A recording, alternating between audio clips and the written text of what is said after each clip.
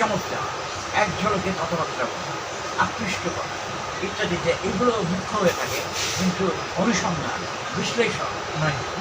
অনুসন্ধিৎসা এই সমস্ত আমি রিক্সায় আস্তে আস্তে একটা পোস্ট দেখলাম, সে লিখলো বাংলাদেশের টেস্ট স্ট্যাটাস পাওয়ার জন্য মানে জগমোহন ডালমিয়াই একমাত্র ব্যক্তি, এই যে মানে বা ওই যে সময় তো বিশ্লেষণের এই যে একমাত্র সেই সময় সাবের আহমেদ চৌধুরী ছিল, সেই সময় আশরাফুল হকের মতো মানুষ ছিল, যারা এবং যারা ইয়েতে গিয়ে আইসিসিতে গিয়ে এটা জ্ঞান দরবার করছে, এবং জগমোহন ডালমিয়ার ইয়েকে সাবেরকে কী বললেন যে তুমি গিয়ে ম্যানেজ করো, পাকিস্তান গিয়ে শ্রীলঙ্কার সাথে ম্যানেজ করে একটা সংখ্যাগরিষ্ঠতা নিয়ে, তারপর এখন আপনি যখন বলে ফেলছেন যে জগমোহন ডালমিয়া, একটা তরুণের কাছে কি মেসেজ যাচ্ছে যে এই লোকটাই সব কিছু করে, আর যারা পেছনে ছিল সব নেতা। এটা তো আপনি একটা গুরুত্বপূর্ণ উদাহরণ দিলেন, কিন্তু এরকম শত শত ঘটনা ঘটেছে যেখানে মনে করা হয় একজন লেখককে এই হচ্ছে একমাত্র এই হচ্ছে ফেসবুকের স্ট্যাটাসে চলছে, এবং তাই না যারা মনে হয় শ্রেষ্ঠতম শব্দটা পাবে, এই শব্দটা আমার কাছে খুবই আপত্তিজনক এবং কুচ্ছিত শব্দ। শ্রেষ্ঠতম আবার সবচেয়ে অনেক ভালো একসঙ্গে তো অবস্থান করতে পারে, তার মধ্যে যে আপনাকে একটা হায়ারার্কি করতেই হবে, এই যে হায়ারার্কি মগজের মধ্যে ঢুকে যায়। এমনকি যারা প্রগতিশীল রাজনীতির কথা বলে, অন্যদিকে তাদের সবসময় একটা চিন্তা যে কীভাবে হায়ারার্কি তৈরি করা যায়, লেখকদের মধ্যে হায়ারার্কি, এর মধ্যে কে 1 ইঞ্চি বড়, কে 2 ইঞ্চি ছোটো, কে 3 ইঞ্চি, তার তালিকাভুক্ত করা। তালিকা তো করা এই যে মিশেল ফুকো, আমাদের শেষ করি, মিশেল ফুকো এই যে তালিকা যে করার যে রাজনীতি, এই রাজনীতি যে আপনি যে উত্তর আধুনিকতাবাদীদের কথা বলছেন, একটা মিশেল ফুকোর তো একটা প্রভাব আছে, তাই না? একছত্র প্রভাব না থাকলে মিশেল ফুকো, যেটা আমরা উত্তর ইংরেজিতে বলি পোস্ট মডার্ন, তার মধ্যে মিশেল ফুকোর তো তার কাজের প্রভাব আছে। এই মিশেল ফুকো এই তালিকা করার রাজনীতি নিয়ে তো করেছে, এই যে শ্রেণীবিন্যাস করা হয়, তালিকা করা হয়, এবং এই তালিকা যে এক ধরনের ফ্যাসিবাদী টুল হিসেবে ব্যবহার হতে পারে সেটাও কিন্তু খেয়াল করা হয়। এই যে খারিজ করা, বিশ্লেষণ ছাড়া, প্রমাণ ছাড়া, উদাহরণ ছাড়া, এই যে খারিজ করা একটা শ্রম বিমুখ একটা আপনার অ্যাক্টিভিটি, এই শ্রম বিরোধী, শ্রম বিমুখ এই খারিজবাদী অ্যাক্টিভিটি, এটা যে সাংস্কৃতিক যে ফ্যাসিবাদ, সাংস্কৃতিক ব্যর্থতাদের একটা গুরুত্বপূর্ণ বৈশিষ্ট্য হিসেবে চিন্তা করা। এবং আমরা যে যুগে বাস করছি, ওইগুলো চলবে না, এই যুগটা তো তার মনে হতো একটা সাংস্কৃতিক ফ্যাসিবাদের যুগ। রাজনৈতিক ফ্যাসিবাদ তো আছেই, আমরা দেখেছি কীভাবে পুঁজিবাদ ফ্যাসিবাদী হয়ে উঠছে, পৃথিবীভাবে দেখা যাচ্ছে, দেশেও তেমন ফ্যাসিবাদ, কিন্তু সাংস্কৃতিক ফ্যাসিবাদ সেটা হচ্ছে কি আপনার একটা ওই রকম একটা মাইন্ডসেট থাকবে, আপনি ভায়োলেন্টলি একে খারিজ করবেন, ওকে খারিজ করবেন, একে কাটবেন, ওকে কাটবেন, তালিকা বানাবেন 1 2 3 4 করে, হচ্ছে তালিকা বানিয়ে আপনাকে ঘোষণা করবেন, এটাই একমাত্র সত্য, এটাই হচ্ছে সর্বজনীন, এইটা হচ্ছে সমস্যা। ওই যে লিডার ম্যাগাজিন, লিডার ম্যাগাজিন এখন আমি নিজেও, আমার একটা গোষ্ঠী ছিল এই যে উত্তর আধুনিকতা নিয়ে, এখানে ধরো জিল্লুর রহমান ছিল, এখানে সোহেল নাকি ছিল, এখানে ছিল, এখানে পুলক পাল, এখানে আরও অনেকেই ছিল, কিন্তু এখন না, আর এখনও তো সময়ও না।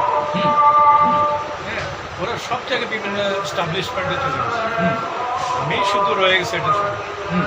হ্যাঁ, যেহেতু আমার ওই একাডেমিক ইয়েটা নেই, আমরা লক্ষ্য তো সেই জায়গাতে এখন আমি কি বলতে পারবো যে আগের মতো গোষ্ঠী সেই একেবারে এন্টি এস্টাবলিশমেন্টের ইয়ে নিয়ে, জঙ্গি মনোভাব নিয়ে আমি কি লিটল ম্যাগাজিন করতে পারবো?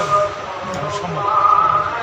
হ্যাঁ, প্রযুক্তি এবং ওই যে বললাম যে পোর্টাল, ফেসবুক, হ্যাঁ, যে পরিবেশ তৈরি করেছে ওখানে আপনি মানে শুধু নিজেকে নিয়ে বা নিজেদের ভাবনা চিন্তা নিয়ে থাকার সময় এখন একটু সমন্বয়বাদী এই কথাগুলি 90s শেষ দিকে এই অনুষ্ঠপের নির্মল আচার্য উনি বলেছিলেন তখন যে এখন একটু সমন্বয়বাদী চিন্তা, সমন্বয়বাদী চিন্তা, যে আমি আপনার চিন্তাটাকে আমি লিরিকে করি, আগে কিন্তু এটা ছিল না।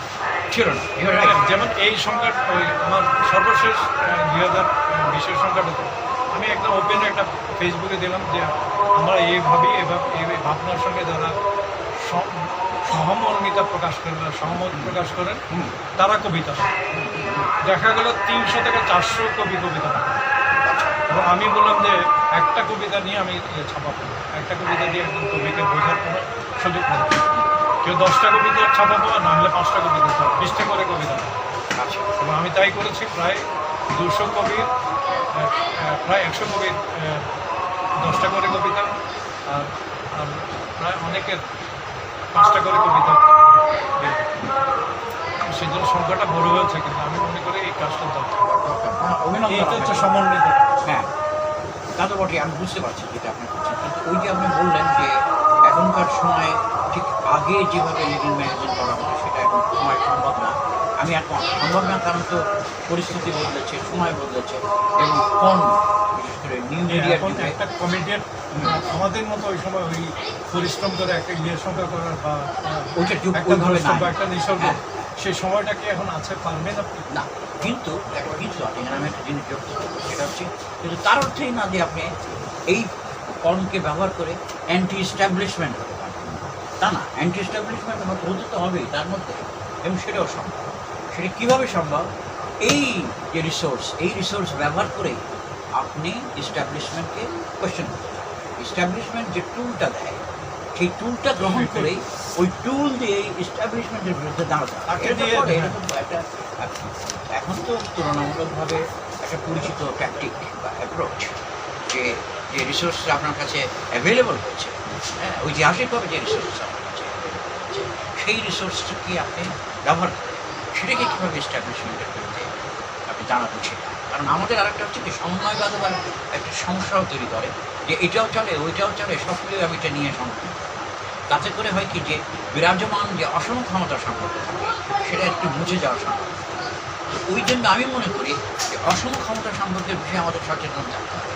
তো এইখানে ডিজিটাল ক্যাপিটালিজম আসলেই চায় যে আমরা একটা কোঅর্ডিনেট করি, কিন্তু কার সাথে কার কোঅর্ডিনেশন, এটা একটা প্রশ্ন। সবার তো আর আমি যেমন এই coordinate যাবো না। এই সংখ্যাটাতে আমি যাবো না। আমি এটাই আমি সচেতনতা আমার থাকতে হবে। আমার কিন্তু আপনার পয়েন্টটা ঠিক আছে, যে আমার আগের মত- মতো করে আপনি তো আমার resume করতে মতের পারবেন না, বিরুদ্ধে, ওটা ঠিক আছে। হ্যাঁ, উত্তরাধিকার বিরুদ্ধে, যেমন পশ্চিমবঙ্গের না মলয় রায়চৌধুরী, উনি আরেক তপতি নয় যে উনি যে লেখাটা লিখলেন, এটা উনি পোস্ট মডার্ন নিতে পারেন আঙ্গিক থেকে লিখেন। আচ্ছা আমি এটা তো আমার ছাপানোর কথা না। এই যে পবিত্র পবিত্র শব্দ, পবিত্র শব্দ বুঝতে পেরেছি। জাহির তালুকদার আবার স্নেহভাজন জাহির তালুকদার, সেও আবার কিন্তু উত্তরাধুনিক, আমরা বলবো যে তারও একটা গ্রন্থ আছে উত্তরাধুনিক।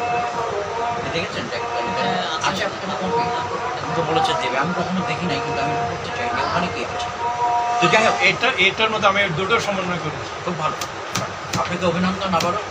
এজাজ, এবার আমাকে একটু উঠতে হবে, এই কারণে আমার আবার আরেকজনকে কথা দিয়ে আসছে, সেখানে একটু যেতে হবে।